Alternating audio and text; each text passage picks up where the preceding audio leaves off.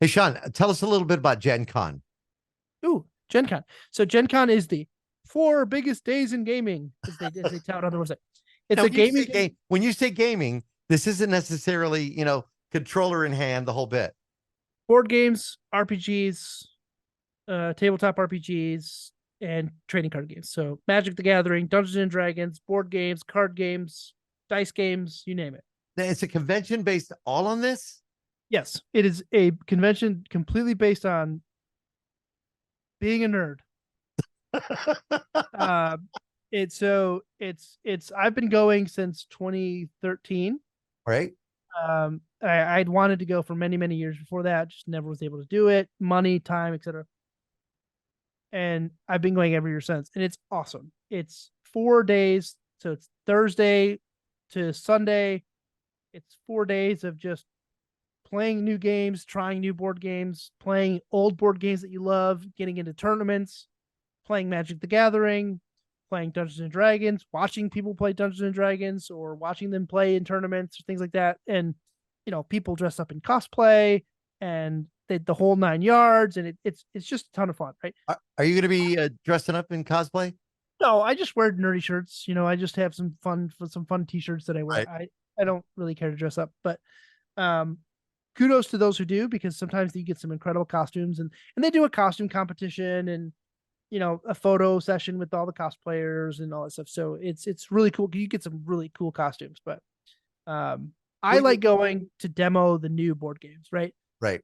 People bring their games to Gen. They make it. Say you come up with a great game idea, you can bring it to Gen Con, Right. pay, I think it's like $500, and you get like 4 2-hour windows, or multiple 2-hour windows throughout the convention, where you can sit people down for 2 hours and show them your board game.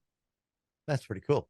And so I've played a couple games that have ended up turning into huge, good, great selling games. And I got to play them before they were originally released to the public. That's kind of cool. So that's what I like, because I like theory crafting. I like coming up with game ideas. I like thinking about games in my head and doing that. Right. So that's what I like to do.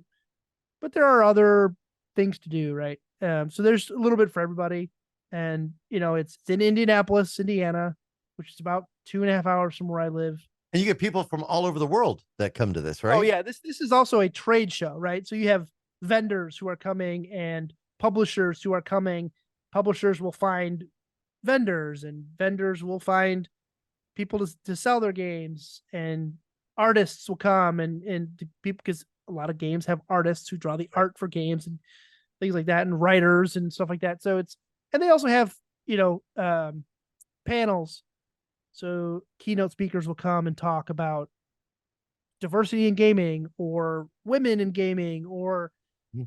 digital, the impact of the internet on gaming and digital rights. And, hey, we created this game, but how do you break through and get your game out there? How I'm do kind you? of I'm kind of wondering, Shawn, Apple Vision, which now we're finding out you have to be fitted for it.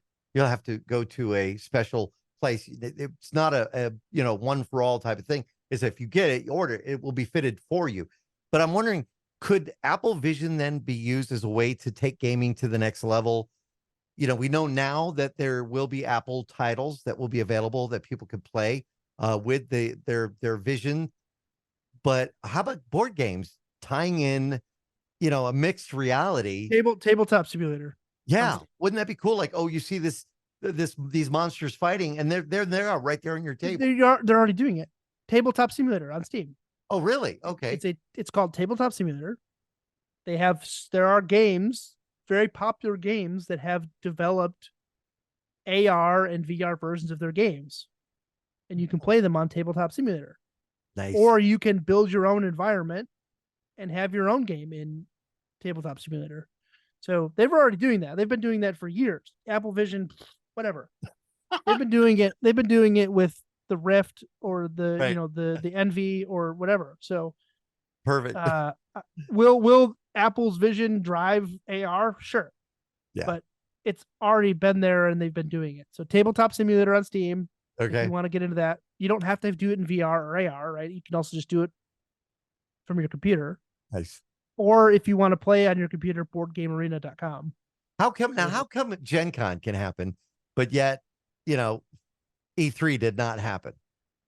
I mean, honestly, when you think about it, you have this big event, a 4-day event, Gen Con, and yet E3 didn't take place.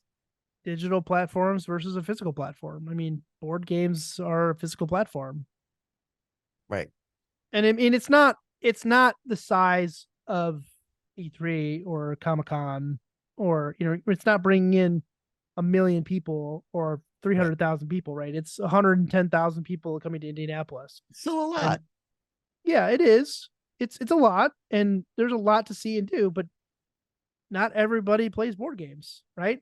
And it's kind of funny because they take over Lucas Oil Stadium, which is where the Colts play. Right. And one of the first years that I went to Gen Con, the Colts had their first preseason football game at the same time. So it wasn't big enough that it took over the Lucas Oil Stadium. So you had all these people walking around in costumes and all these people that were huge pro football play, like huge into football. So you had the stereotypical nerd versus jock Perfect. people going back and forth. So it was pretty comical. But All right. You got to do us a favor. Take some photos. Okay. I'll take some photos, and then we'll talk about it next week.